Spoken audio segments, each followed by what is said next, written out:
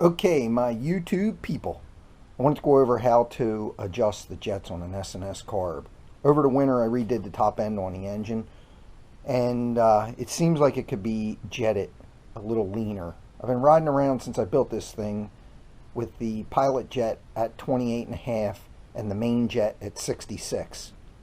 They're pretty lean jets already for a shovel. I think most people are running around 70s, but this is a pretty light bike. And the plugs are a little bit dark, so I think I'm going to lean it out, and wanted to show you how it's done.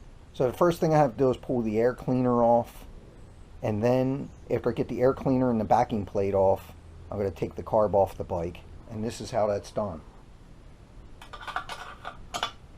You can see my 51 Ford grill emblem.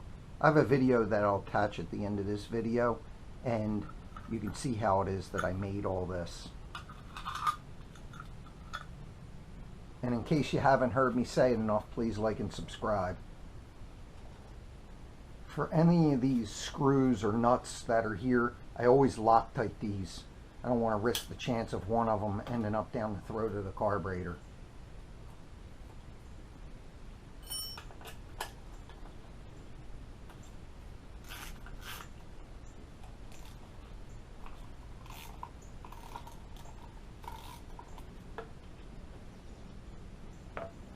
One of these days I'm going to put some flats on these so I don't have to keep using pliers. But for now, pliers it is.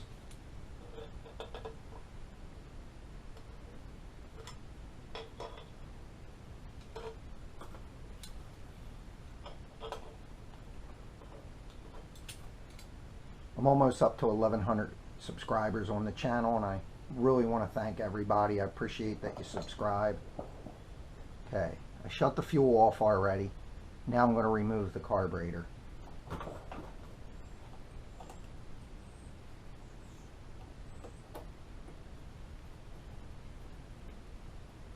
thankful with my chopper. It's so easy and quick to get off the bike.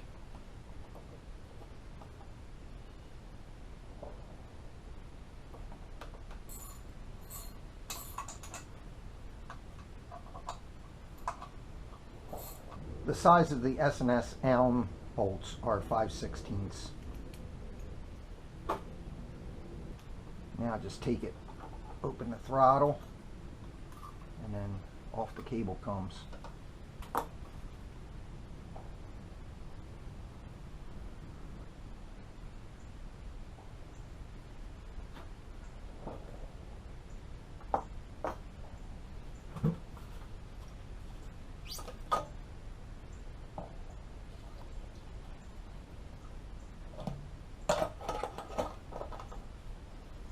It's easy to put a fuel filter in.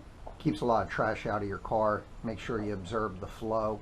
The fuel filter that I use is a Duralast FF12Q3DL. It's a replacement for a FRAM G3515 and a Wix 33027. And it comes with some hose clamps. As you can see, there's no dirt at all in there. As you can see, this is a 66 main jet, and then this is the pilot jet.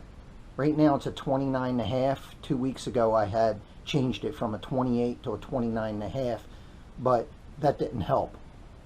So now I'm going to go down from the 28.5 and the next jet down to 26.5. Then I'll take it for a ride. I just checked the jet I pulled out, and it's plenty clean. And now here's the 26.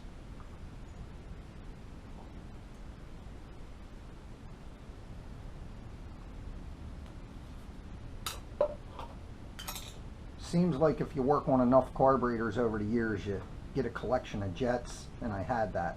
I also looked up on eBay, and they sell what's called, S&S sells what's called a low jet kit, and I will leave a link to that down in the description of the low jet kit with the part number. Now I'm just going to put it back together, and you want to always make sure you have this O-ring on the squirt nozzle.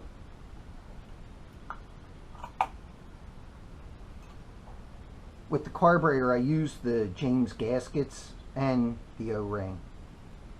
Always worked for me. The other thing I do is put a little bit of O-ring lubricant on any of the O-rings, and it keeps them soft and swells them just a little bit, helps with sealing. This is made by Dow Corning. It's called 55 O-ring lubricant.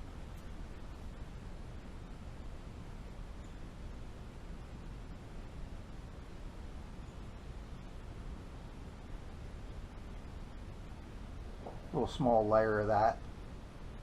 Now I'm going to reroute the overflow hose.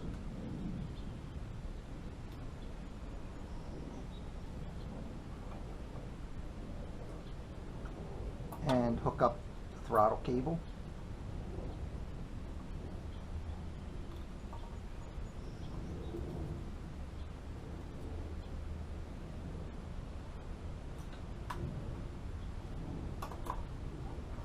Throttle cable went behind this fill hose.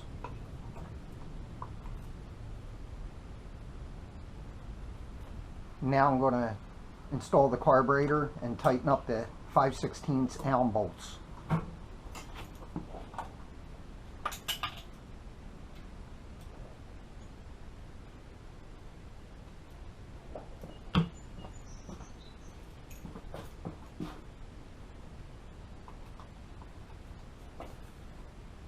Okay, I'm going to leave it with the air filter off to take it for a test ride and to see how it is.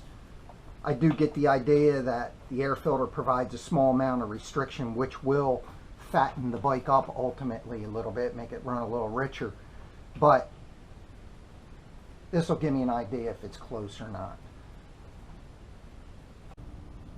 So anytime you're trying to jet your motorcycle, you basically want to start with a fresh set of plugs. And then you want to work on the pilot first. And to get the pilot right, you want to take it out and ride it. The pilot jet is from off idle to quarter throttle. That's where that jet's working. So you want to keep dropping that jet until when you're in that quarter throttle range or below, and if it's running rough, it starts to run rough, then you want to come back one jet size.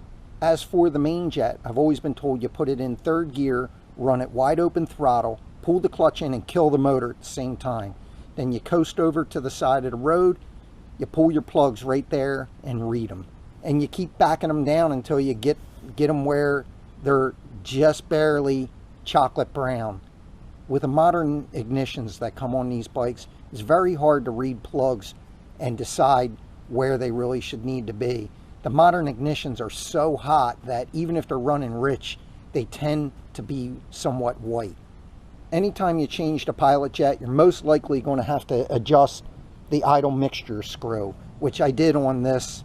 You're always going to want to do that when the bike's up to temperature. As far as reading your plugs and deciding on how it's riding, it needs to be up to temperature when you're doing that.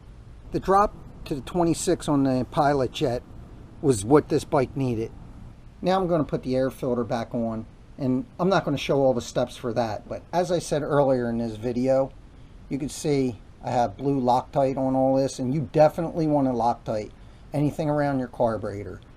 Even if you don't think it has the possibility of falling in, Loctite it anyway. And I just use the Loctite, the blue stuff for this. It's rare I use the red, but if I was working on my carburetor butterfly, it would definitely be the red. Alright, I hope this video helps everybody. Please like and subscribe. Thank you.